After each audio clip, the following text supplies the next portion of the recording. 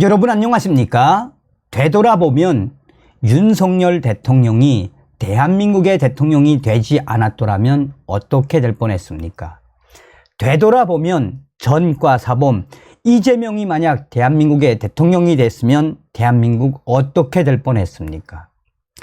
혜성같이 등장한 윤석열 대통령의 성공 승부수 4가지.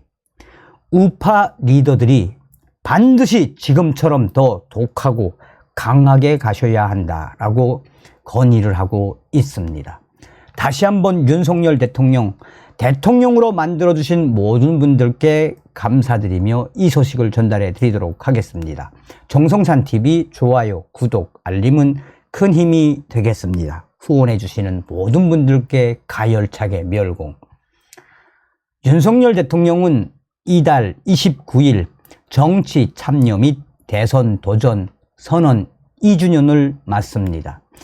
그는 2021년 6월 29일 낮 서울 서초구 매혼 윤봉길 기념관에서 국민 약탈 정권의 연장을 맡겠다라며 한국 정치권의 혜성처럼 등장했습니다. 한 달여 만인 7월 30일 국민의힘에 정격 입당한 그는 호랑이를 타고 달리는 기세, 기호지세로 질주했습니다.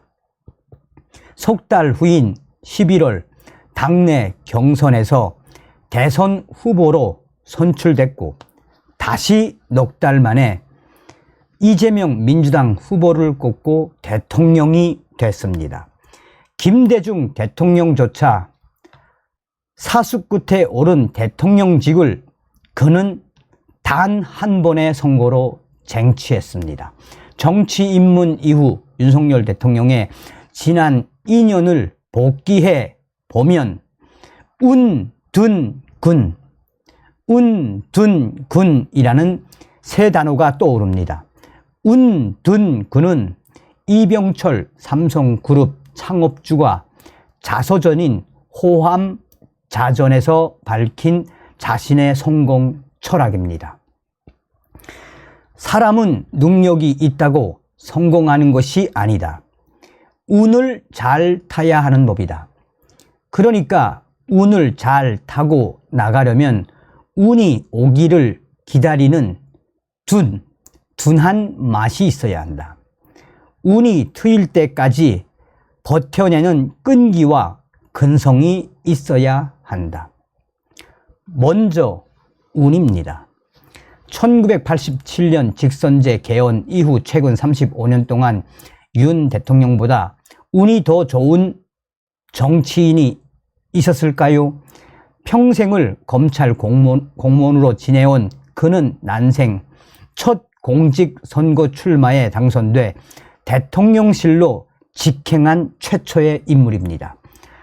앞선 13, 19대 대통령들은 모두 적어도 한 차례 이상 국회의원을 지냈고 상당수는 당 대표까지 역임한 정치 경력자들이었습니다.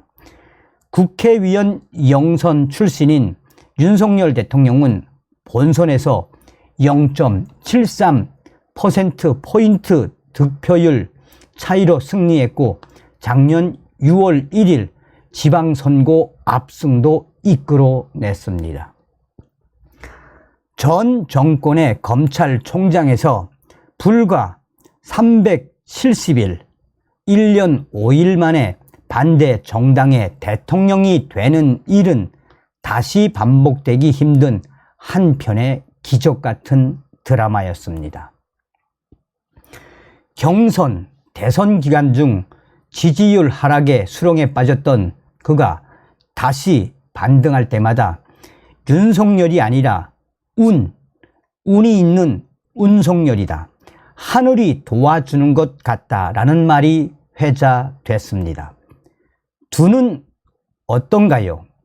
200만 부 가까이 팔린 단행본 둔감역의 저자인 와타나베 주니치는 둔은 괴롭고 힘든 일이 생기거나 상심했을 때 다시 일어서서 힘차게 나가는 강한 힘이라고 했습니다. 윤석열 대통령의 취임 후 지금까지 13개월 동안 둔과 숙명 쪽으로 동행하는 여정이었습니다. 그는 총 3,300석자의 취임사에서 자유라는 단어를 35차례 썼지만 정작 국정 현실에선 세계전선에 걸쳐 반자유 세력에 협공당했기 때문입니다. 그를 압박하는 반자유 세력은 북한과 그 후견국인 중국, 그리고 민노총을 정점으로 한 국내 좌파 세력, 169개의 국회 의석을 가진 거대 야당 민주당입니다. 좌파가 우파를 압도하는 기울어진 한국 정치 지형에다 실수까지 겹쳐 윤석열 대통령의 국정 지지율은 지난해 두 차례 위험 수위인 24%까지 떨어졌습니다. 하지만 그때마다 그는 흔들리기는커녕 불사조처럼 일어났습니다. 대통령으로서 그의 1년 1개월 행보에 대해서는 긍정적인 평가가 많습니다. 최근 1년 윤석열 정부의 외교 안보 분야 성적은 A0. 안드레이 란코프 국민대 교수. 국정 방향을 잘 잡고 있는 윤석열 대통령에게 앞으로 좋은 일이 많이 생길 것이다. 황병태 전 주중대사. 80점의 점수를 줄 수 있다. 조갑제닷컴 대표. 윤석열 대통령은 야당의 국회 독재에 가로막혀 법 개정이 아닌 시행령 정치로 1년을 보냈습니다. 그럼에도 그는 무소의 뿔처럼 자기 길을 걸으며 공감과 지지의 폭을 넓혀가고 있습니다. 이는 특유의 운과 둔이 없이는 불가능한 일입니다. 문제는 근입니다. 흉한 운을 버텨내며 목표를 이루려는 근이 부족하면 아무리 좋은 운도 무용지물이 됩니다. 사람에게 충성하지 않는다는 윤석열 대통령은 박근혜, 문재인 정권에서 엄혹한 탄압을 이겨내는 뜻심과 심지를 보였습니다. 그가 근까지 갖춘 인물인지 여부는 4년여 후 정권 재창출 결과로 판가름 날 것입니다. 든, 근의 정치에서는 본인 노력은 물론 정치 세력의 지원과 협력이 필수적입니다. 그렇다면 윤석열 대통령과 여권은 어디서 무엇을 집중해야 할까요? 이 문제를 놓고 만난 8명의 현인들을 인터뷰했습니다. 이들은 윤석열 대통령에게 4가지의 성공 승부수를 조언했습니다. 첫째, 한국의 국가 정체성, 국가다움 회복. 윤석열 대통령은 작년 5월 10일 취임사에서 자유민주주의와 시장 경제 체제를 기반으로 국제사회에 책임과 역할을 다하는 나라를 만들겠다라고 했습니다. 올해 4월 27일 미국 연방 상하원 양원 합동회의에서 한 43분의 영어 연설에서는 자유를 46번 언급했습니다. 그는 최근 60년 한국 현대사에서 자유 이념에 가장 투철한 대통령입니다. 김지현 전 과학기술처 장관은 여기서 한 걸음 더 나아가 윤석열 대통령이 21세기 우리나라의 국가 정체성과 국가다움 향상에 진력해달라라고 주문했습니다. 대통령이 평양과 베이징에서 대한민국 헌법을 위반하고 대한민국을 부정하는 말을 해도 언론과 지식인, 국민들이 태심한 나라가 됐다. 북한이 핵 실험을 하고 ICBM 시험 발사로 도쿄와 호놀룰루가 방공 훈련을 하는데 민심이 흉흉해질까봐 그런 훈련 못한다라고 했던 주무장관이 말하는 나라가 진정한 나라인가? 윤석열 대통령이 건국 당시에 이승만, 5.16 때 2000년 가난을 끊어내려 박정희가 품었던 정도의 각오와 결기로 견고하게 무장해 달라는 겁니다. 두 번째, 중국, 북한, 좌파와의 전쟁에서 승리. 이는 달리 말하면 중국, 북한에 당당하게 대응하고 민노총을 중심으로 한 좌파 세력을 정리해 달라라는 당부입니다. 주동식 지역평등시민연대 대표는 한국민들은 아직도 1987년 체제의 승리자인 반대한민국, 친북, 정중, 좌파를 대한민국의 정체성이라고 착각하고 있다라며 이렇게 말했습니다.